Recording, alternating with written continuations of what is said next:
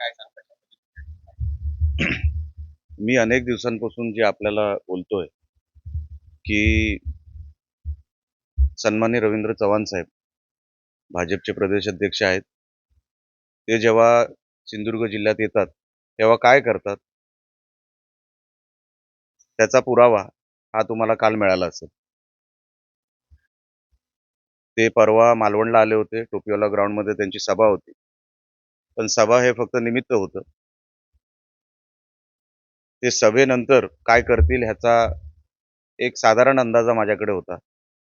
म्हणून मी हा सगळा जो काही प्रकार आहे ती शोधाशोध सुरू केली की कोण करणार, कसं करणार.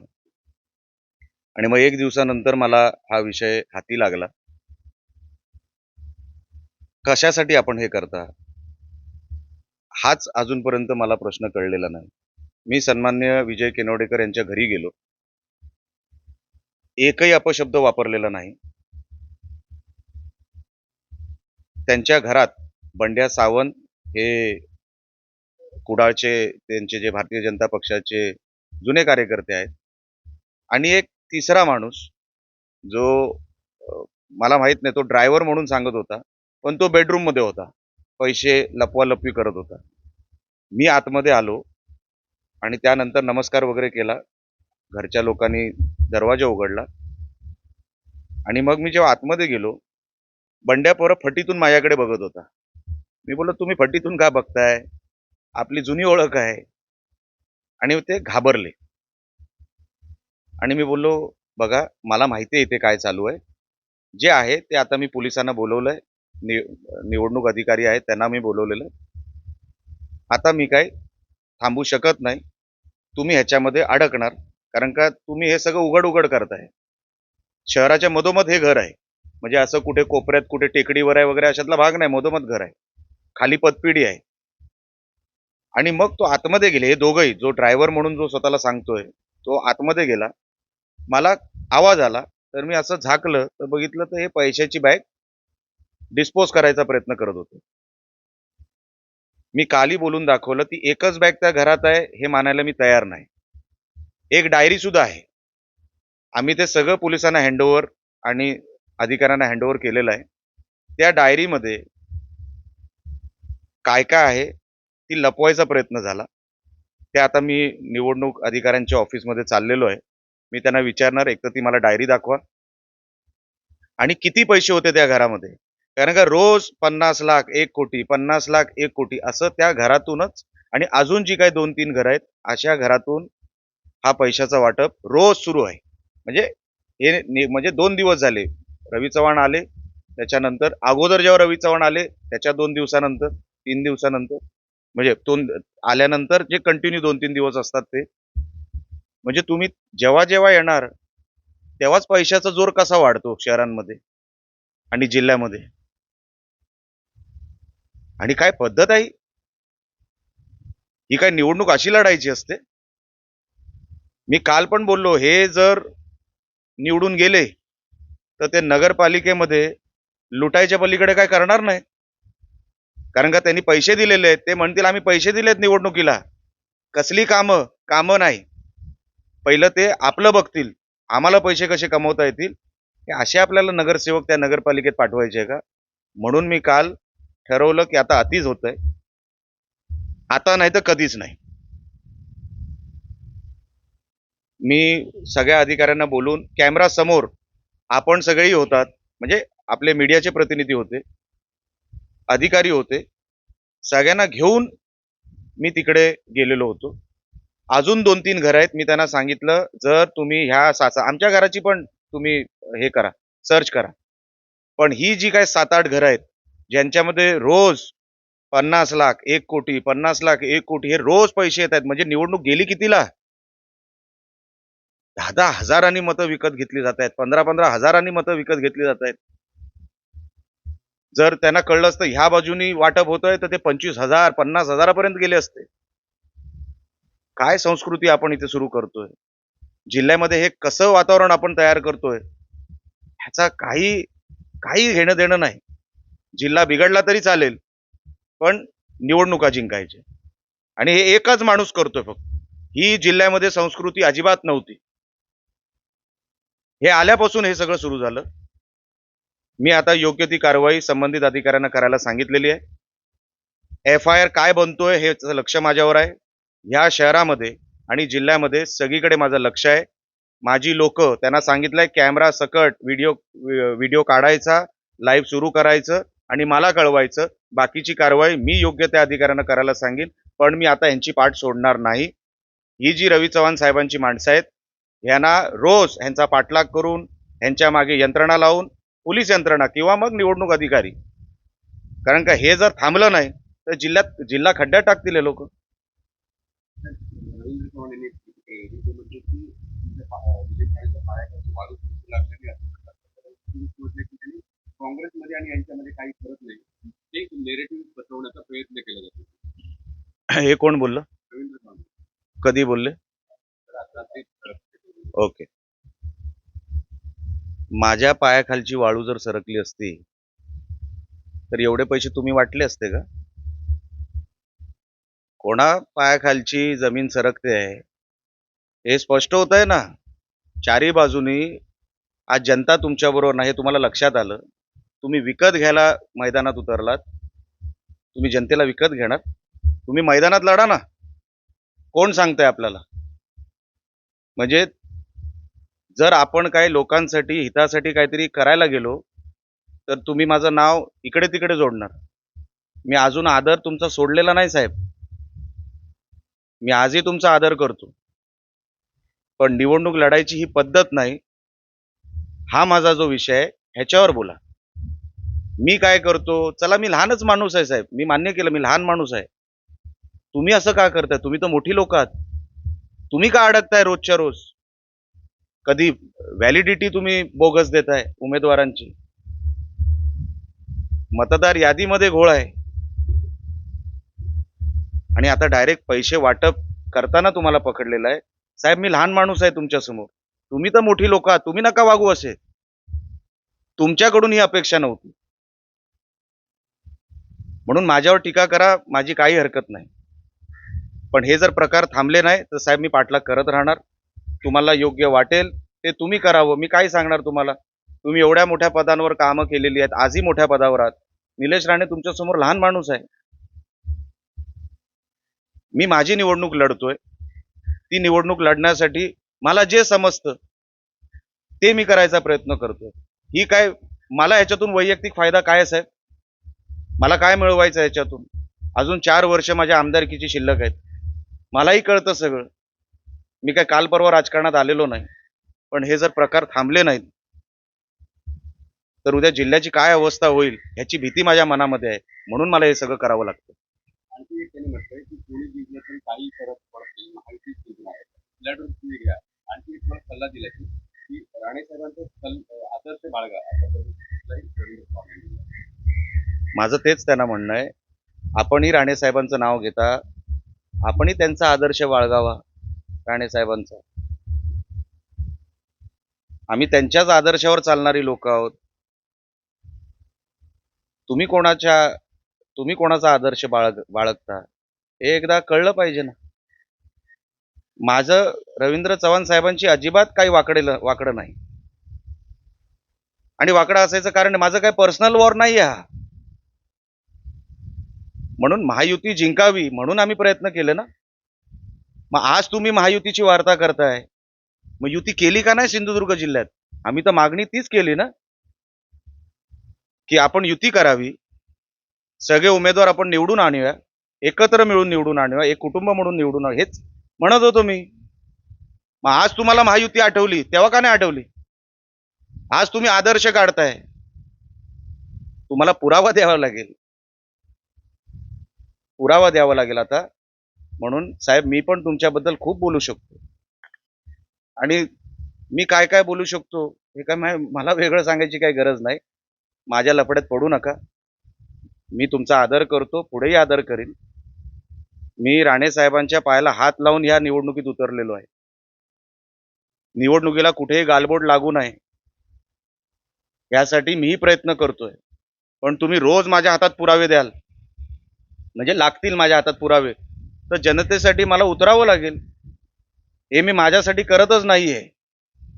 तुम्ही माझ्यावर टीका करा, काही हरकत नाही, तुम्ही मोठी लोक आहात. पण टीका करत असताना आपण स्वतः काय करतो, आपण कुठला आदर्श पाळतो, ह्याच्यावर पण त्यांनी आत्मचिंतन केलं पाहिजे, असं माझं म्हणणं आहे. हम्म. तर माझा तर आग्रह होताच ना युती व्हावं म्हणून, आणि युती झाली असती तर चांगलंच होतं. पण चुकीचं होतंय, त्याला तुम्ही एक वेगळं वळण द्यायचा जो प्रयत्न करताय तो कुठेतरी चुकतोय. आपण मैदानामध्ये इक्वल प्लॅटफॉर्मवर लढूया ना. आपण पारदर्शक असलं पाहिजे, समान सगळ्यांना व्यवस्थेमध्ये काम करायची संधी मिळाली पाहिजे. आमचं तेच म्हणणं आहे. तुम्ही जर हे असं निवडणूक लढवणार असाल तर आम्ही ते होऊ देणार नाही. हा काय बाजार नाही, इथे काय लोक आम्हाला विकत घ्या असं सांगत नाही. तुम्ही बिघडवताय परिस्थिती, लोकांना बिघडवताय. हे कुठेतरी थांबावं आणि जी जिल्ह्याची संस्कृती होती अगोदर ती परत आणावी, हा माझा प्रयत्न आहे. वैयक्तिक माझं रवींद्र चव्हाण साहेबांची काहीच वाकडं नाही आणि कधीच नसणार आहे. ते माझ्यावर टीका करतील, कारण का आता कसं आहे, रोजच काही ना काहीतरी होत आहे ना, त्यांची बाजू कुठेतरी रोजच खाली पडते, म्हणून ते माझ्यावर टीका करणं साहजिक आहे. पण मी त्यांच्या टीकेला उत्तर द्यायला इकडे बसलेलो नाही. मी निवडणूक ही पारदर्शक व्हावी, चांगल्या वातावरणात व्हावी आणि एका इक्वल प्लॅटफॉर्मवर व्हावी, एवढा माझा जो प्रयत्न आहे त्याच्यासाठी मी हे सगळं करतोय, बाकी काय नाही. भाजपचे जिल्हाध्यक्ष आहेत.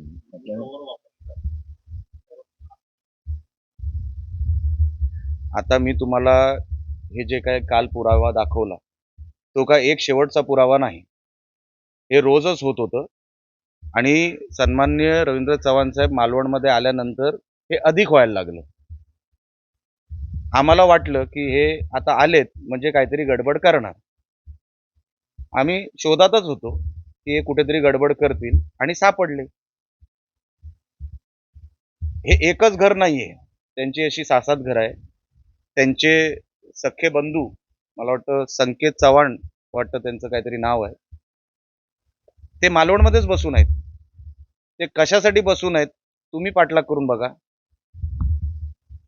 मला वाटतं कुंभार माटला किंवा कुठेतरी त्यांचं घर आहे, ते तिथे राहतात आणि सगळ्या ह्या गोष्टींवर लक्ष त्यांचं आहे. रिपोर्टिंग वरती ते करतायत कदाचित, मला सगळंच माहित नाही.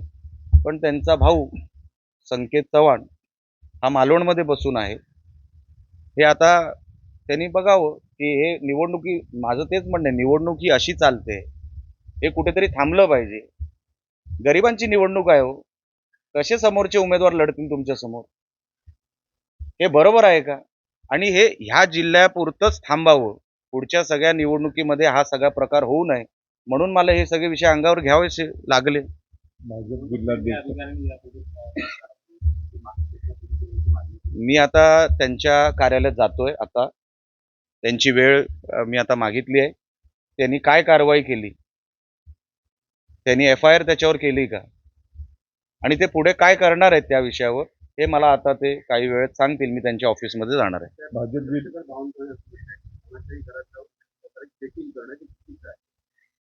आम्ही कोणाच्याही घरात डायरेक्ट गेलेलो नाही, पुराव्यानिशी गेलो. मी चंद्रशेखर बावनकुळे साहेबांचा आदर करतो. साहेब समजून घ्या, हा विषय गंभीर आहे. काही व्यक्तींचा पाठलाग करत तो ज्या ऍड्रेसवर गेला त्या ऍड्रेसवर मी गेलो. ते घर कोणाचं आहे हे मी नाही बघितलं. आता आम्ही ज्या शोधात होतो की रवींद्र चव्हाण साहेब येऊन गेले, तर नेमकं त्यांची लोक काय करतायत, तर पाठलाग करता करता आम्हाला जे घर सापडलं ते घर होतं. मला वाटलं म्हणून मी गेलो नाही, आणि मी पुराव्यानिशी दाखवलं, बघा ह्या घरामध्ये हे सगळे प्रकार सुरू आहेत. मी कोणाच्याही घरात असं गेलेलो नाही. जसं मी सांगितलं, पाठलाग करत त्यांचा माणूस जिथे पोहोचला त्या ऍड्रेसवर मी गेलो. जे पैसे मिळाले विजय कनाडकरांच्या घरात, तर भाजपचे जिल्हाध्यक्ष प्रभाकर सावंत यांनी रात्री पत्रकार परिषदेत म्हटलं की ते व्यवसायातील पैसे होते. आता मला सांगा, व्यवसायाचे पैसे आहेत की नाही हे त्यांना आता निवडणूक आयोगाकडे दाखवावं लागेल. कॅश होती ती. व्यवसायामध्ये इतक्या मोठ्या प्रमाणामध्ये तुम्ही काय सेल केलात? ते म्हणतील मी फ्लॅट सेल केला. काय कोणी घेतला? कोणी तुम्हाला कॅश दिली? तो माणूस तरी समोर आला पाहिजे. आता आपण कुठला फ्लॅट विकला आणि समजा कॅश घेतली, तर समजा तुम्ही मला दिला तर तुमचं नाव आलं पाहिजे ना. त्यांनी नाव सांगावं निवडणूक आयोगाला. माझं कुठे काय म्हणणं आहे? मी प्रश्न विचारलेत. त्यांनी पुरावा द्यायचा आहे किंवा त्यांनी स्पष्टीकरण द्यायचं आहे. आणि त्या घरामध्ये फक्त तेवढेच पैसे नव्हते. जेव्हापासून हे मी परत म्हणतोय, हे जेव्हा जेव्हा येतात ही गडबड सुरू होते. अजून 7-8 घर आहेत. मी निवडणूक आयोग आणि पोलिसांना सांगितलंय तुम्ही गस्त वाढवा आणि कोणाकोणाच्या घरात हे प्रकार रोजचे 50 लाख, 1 कोटी, अजून निवडणुकीला 5 दिवस आहेत. 24 तारखेपासून हे सगळे प्रकार सुरू झालेत. म्हणजे तुम्हाला कुठपर्यंत घेऊन जायचा आकडा? काय काय आहे का नाही नीतिमत्ता किंवा काहीतरी बाउंड्री, डेडलाईन नावाची काही गोष्ट आहे की नाही? की निलेश राणेला हरवण्यासाठी तुम्ही काही करणार आणि बाहेर बसून. प्रभाकर सावंतांना सांगा, ज्यांच्याकडून कॅश आली ना त्या माणसाचं नाव तर सांगा, मग पुढची कारवाई त्याच्यावर करू. बघा साहेब, हा विषय महत्वाचा आहे. भारतीय जनता पक्ष हा माझा परिवारच आहे. मी फडणवीस साहेबांना मनापासून खूप मानतो. पण चव्हाण साहेब काय इकडून फिडिंग करतायत साहेबांना मला माहित नाही. फडणवीस साहेबांचा ह्याच्यात अजिबात रोल नाही. पण चव्हाण साहेबांनी हे करू नये, हे थांबावं म्हणून साहेब हे आमचा प्रयोग आहे किंवा आम्ही हा प्रयत्न करतोय. अशा निवडणुका कशा जिंकता येतील कोणाला समोर? 25-25 हजार एका मताला. मतदान किती आहे? 15,000, 14,000. काय करणार आहोत आम्ही? विचार करा आपण. मी सन्माननीय फडणवीस साहेबांना नंतर वेळ घेऊन मी त्यांना भेटणार आहे. हे सगळे प्रकार मी त्यांना सांगणारच आहे. साहेब मला वेळ देतील सुद्धा. पण हे थांबलं पाहिजे ना बॉस. हे जर इकडे मालवण सारख्या एका छोट्या शहरामध्ये होत असेल तर विचार करा उद्या कुठे कुठे जिथे जिल्हा परिषदा लागतील, उद्या महानगरपालिका लागतील. म्हणजे काय गरिबांनी निवडणूक लढवायचीच नाही? गरिबांनी घरीच बसावं? अहो ही गरिबांची निवडणूक आहे, कार्यकर्त्यांची निवडणूक आहे. ते बिचारे आणणार कुठून? कोण मंगळसूत्र विकतंय, कोण घरातलं सोनं विकतंय, कोण प्रॉपर्टी विकतंय, 2 व्हीलर विकतायत आणि निवडणूक लढतायत. हे टिकू शकतील? अरे गरिबांना आपण कुठेतरी प्रोटेक्शन दिलं पाहिजे की नाही? की फक्त आपला स्वार्थ बघायचा की मला उद्या परत निवडून आणण्यासाठी हे सगळं करणं बरोबर नाही. अरे माझी निवडणूक जेव्हा होईल तेव्हा होईल. पण ह्या जर व्यवस्थेला आपण थांबवलं नाही तर गरीब माणूस कधीच परत निवडणूक जिंकू शकत नाही किंवा लढूही शकत नाही. ही लढाई त्यांच्यासाठी आहे. तुम्हाला तुमच्यासाठी पैसे वाटले त्याचा आरोप त्यांनी केला. बघा, मला त्यांच्यावर काहीच बोलायचं नाही. ते आता नॉन एंटिटी झालेले आहेत. त्यांची गरज राजकारणातच संपलेली आहे. त्यांनी आता कुठला तरी व्यवसाय चांगला बघावा. ते ठेकेदार आहेच ना, रस्ते वस्ते बनवतात किंवा त्यांचं घर असं काहीतरी आहे. तर वैभव नाईकांसारख्या व्यक्तीला मी उत्तर देणं योग्य नाही. आमचे कोण प्रवक्ते असतील मी त्यांना सांगतो उत्तर द्यायला त्यांच्यावर.